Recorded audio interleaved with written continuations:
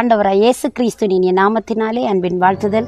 கர்த்தருடைய பிள்ளைகளே, கர்த்தர் உங்களோடு கூட இருந்து எப்பவுமே நடத்துகிற நல்ல ஆண்டவராக இருக்கிறார். இந்த நல்ல நேரத்தில் ஆண்டவரை நோக்கி நீங்கள் பார்த்து, அப்பா நீங்கள் எங்களோடு பேசுவீங்களான்னு சொல்லி எதிர்பார்த்துருக்கிறீங்களா? உங்களோடு அவர் பேச வல்லவராக இருக்கிறார். ஒருவேளை நீங்கள் அழுகிறதுனால உங்களோட கண்களில் கண்ணீர் இல்லாத அளவுக்கு நீங்கள் ரொம்ப வேதனைப்பட்டு கொண்டிருக்கிறீங்களா? சோர்ந்து போயிருக்கிறீங்களா? பயப்படாதீங்க. இன்றைக்கு நம்பிக்கையோடு இதோட வார்த்தையை கேளுங்க. உங்களோட வாழ்க்கையில் ஒரு பெரிய மாற்றத்தை என் ஆண்டவர் கொடுக்க வல்லவராக இருக்கிறார். இந்த நேரத்திலே நாங்கள் தியானிக்க போகிறோம் 31வது அதிகாரம், எரேமியாவின் புஸ்தகம் 31வது அதிகாரம் 16வது வசனம் சொல்கிறது, நீ அழாதபடிக்கு உன் சத்தத்தை அடக்கி நீ கண்ணீர் விடாதபடிக்கு உன் கண்களை காத்துக்கொள் என்று கர்த்தர் சொல்லுகிறார். உன் கிரியைக்கு பலனுண்டு கர்த்தர் சொல்லுகிறார். அவர்கள் சத்துருவின் தேசத்திலிருந்து திரும்பி வருவார்கள். அன்பு பிள்ளைகளே, இந்த இடத்துல எரேமியா தீர்க்கதரிசிக்கு பெரிய ஒரு சவாலாய் அமைந்தது அவருடைய அழைப்பு. ஆண்டவர் எரேமியா தீர்க்கதரிசியை ஒரு தீர்க்கனாக, தேவனுடைய பணியாளனாய், தேவனுடைய வாயாய் செயல்படும்படி இஸ்ரவேல் மக்கள் மத்தியிலே அவர் தெரிந்து கொள்ளுகிறார். தெரிவு செய்கிற பொழுது எரேமியா இப்படி ஆண்டவரை பார்த்து சொல்ல, ஆண்டவரே, நான் சிறு பிள்ளை, நான் சிறியவன், எனக்கு அவ்வளவுக்கு பலன் இல்லை, நான் சொல்லுகிறதை இவர்கள் அக்செப்ட் பண்ணவும் மாட்டார்களே, ஆண்டவரே நான் வரலப்பா, என்னை விட்டுருங்க அப்படி என்று சொல்லி ஆண்டவரிடத்திலே அவர் மறுப்பு தெரிவிக்கிறார். ஆண்டவர் சொல்லுகிறார், நான் உன்னை தாயின் கர்ப்பத்தில் உருவாக முன்னு நான் பேர் சொல்லி அழைச்சிட்டேன்ப்பா, நான் உன்னை தெரிவு செய்துட்டேன், நீ எனக்கு வேணும் அப்படி என்று சொல்லி ஆண்டவர் எரேமியாவை பார்த்து சொல்லுகிறார். எரேமியா அதற்கு மிகவும் ஒப்புதல் கொள்ளவில்லை. ஆனால் அவனுக்கு மறுக்கவும் முடியாமல் மிக வேதனைப்பட்டு ஆண்டவர் சொன்னபடி செய்வதற்கு தன் வாழ்க்கையை அவர் அர்ப்பணம் பண்ணி செயல்படுகிற பொழுது அவருக்கு வந்ததான துன்பங்கள், வேதனைகள், கண்ணீர்கள் சொல்ல முடியாது, தாங்கொன்னா துயரம். அதன் ஆண்டவர் சொல்லுகிற, நீ அழாதபடிக்கு உன் சத்தத்தை அடக்கி நீ கண்ணீர் விடாதபடிக்கு கண்களை காத்துக்கொள் என்று கர்த்தர் சொல்லுகிறார். உன் கிரியைக்கு தக்க பலன் உண்டு. இன்றைக்கு நீங்கள் பிரயாசப்பட்டதினால் எந்த பலனும் இல்லையோ, நன்மை செய்கிறீர்கள், ஒரு லாபமும் இல்லை, அவ்வளவு சம்பாதித்தாலும் ஒரு நன்மையும் கிடைப்பதில்லை, யாருக்கும் நான் துரோகம் செய்வதில்லை, யாருக்கும் ஏமாற்றுவதில்லை, யாரையும் கெடுப்பதில்லை என்று சொல்லி நீங்கள் வேதனையோடு இருக்கிறீங்களா?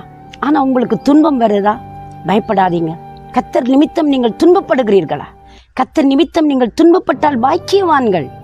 தேவனுடைய ஆசீர்வாதம் உங்களுக்கு வரும். பிரியமானவர்களே, இவர் சொல்லுகிறார், நான் தேவனுடைய சார்பில் பேசினது முதல் கொண்டு நான் துன்பப்படுகிறேன், நான் வேதனைப்படுகிறேன், அவைகளே எனக்கு பாரமாயிருக்கிறது. நான் பேசாதபடி இனிமேலும் நான் ஆண்டவரை எந்த காரியமும் உமக்காக செய்ய போகிறதில்லை என்று சொல்லி நான் அடக்கி கொண்டிருந்தால் அதுவும் என்னை எரிபந்தமாய் எனக்குள் இருந்து எரிகிறதே, அடக்கி கொள்ள முடியலையே, நான் என்ன செய்வதென்று புலம்பி அழுகிறார். ஆண்டவர் பேசுகிற, எரேமியா நீ அழ வேண்டாம் அப்பா, நீ கண்ணீர் வடிக்க வேண்டாம், நீ கலங்க வேண்டாம், உன் கிரியைக்கு தக்க பலனை நான் கொடுக்க போகிறேன். எரேமியா அழைத்த ஊழியத்திற்கு பாத்திரமாய் நடந்து கொண்டார். தேவன் அவரை உன்னதமான நிலைக்கு கொண்டு போனார். சொன்ன தீர்க்க தரிசனங்கள் போராட்டமாய் அந்த மக்களுக்கு ஏற்றுக்கொள்ள முடியாமல் இருந்தது. ஆனால் அதை செய்து முடித்து நிறைவேறுகிற பொழுது அவர்கள் உணர்வடைய அவர்களுக்கு தேவன் யார் என்பதை நிரூபித்து காண்பித்தார். தேவன் தம்முடைய பிள்ளைகளை ஒரு நாளும் வெட்கப்பட்டு போக விட மாட்டார். தம்முடைய சார்பிலே செயலாற்றுகிறவர்கள், தமக்காக பணி செய்கிறவர்கள், தம்மை நம்பி வருகிற யாரையும் அவர் கைவிட்டதாய் சரித்திரமில்லை. ஆனால் கடுமையான வேதனைகளுக்கு கடந்து போனாலும் அடுத்த வினாடி காக்கிற கரம் அவர்களோடு கூட வந்து கிரியை செய்ய வல்லமை உள்ளதாக இருக்கிறது.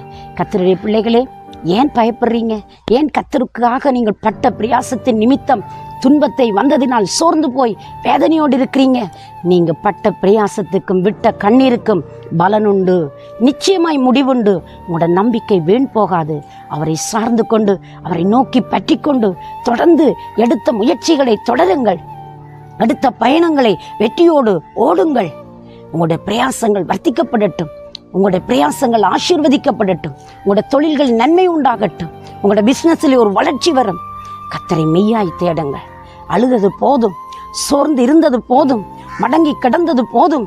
எழும்புங்கள், எலும்பு உன்னொளி வந்தது, கர்த்தருடைய மகிமை உண்மையில் உதிக்க போகிறது. பிரியமான பிள்ளையே, இந்த காலையிலே தேவனுடைய தைரியப்படுத்துகிறார். யார் என் காரியமாய் போவார், யாரை நான் அனுப்புவேன் என்று அங்கலாய்க்கிற சத்தம் கேட்கிறது. இந்த காலையில் உன்னை அர்ப்பணித்து விட்டு கொடுத்து பார். உன் தேவன் உனக்காக செயலாற்ற வல்லமை உள்ளவராயிருக்கிறார். உன் சார்பிலே அவர் செயலாற்ற போகிறார். நீ அவருக்கு வேண்டும். நீ எத்தனை கோடி பேர் இருந்தாலும் அவருடைய தெருவில் இருக்கிற நீ விசேஷித்தமானவன், நீ விசேஷித்தமானவள். நீ மனிதர்களுக்கு பிரயோஜனம் இல்லாமல் இருக்கலாம், மனிதருக்கு நீ உதவாத நபராய் இருக்கலாம். உன்னை படைத்த கடவுளுக்கு நீ தேவை மகளே, மகனே. அவரிடத்தில் அர்ப்பணித்துப்பார். உங்களுக்காக நான் மன்றாடட்டுமா? இருக்கு நிலையிலே எழும்பி வா, அவரை சார்ந்து கொள். தேவன் உனக்கு அற்புதம் செய்யட்டும். உங்களுக்காக நான் ஜெபிக்கிறேன்.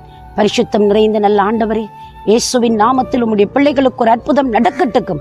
சோர்வுகளும் பலவீனங்களும் அதைரியங்களும் நீங்கி போவதாக ஒரு அற்புதம் செய்து உம்முடைய பிள்ளைகளை கனம் பண்ணி காக்கும்படி ஆசீர்வதித்து ஜெபிக்கிறேன் ஜீவனுள்ள நல்ல பிதாவே. ஆமேன், ஆமேன். தேவன் தாமே உங்களை நிறைவாய் ஆசீர்வதிப்பாராக. God bless you.